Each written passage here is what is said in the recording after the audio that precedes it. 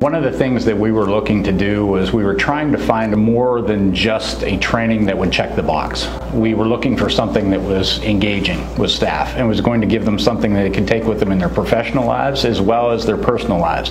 When we met Brandon and we met Opened Eyes, we found our solution. How did you all grow up?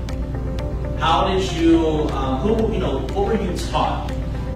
What was implanted in your minds about other people, about yourself, about how you view yourself?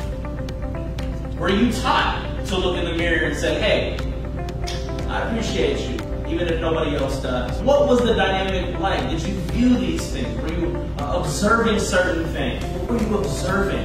It's not just what you were taught, but what did you observe? One thing I really enjoyed about this training is the conversations that came from the training.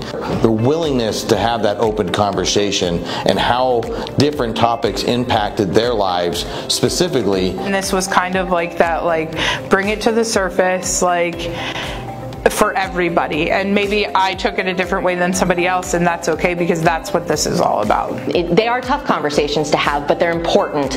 And I think that people realize that having those conversations is important in both the training setting, but then also to carry that into their jobs, into their daily lives. I was very appreciative that it wasn't just a video or read this. It was very nice that they did take the time for this. So I do appreciate that my employer cared enough to bring it to attention.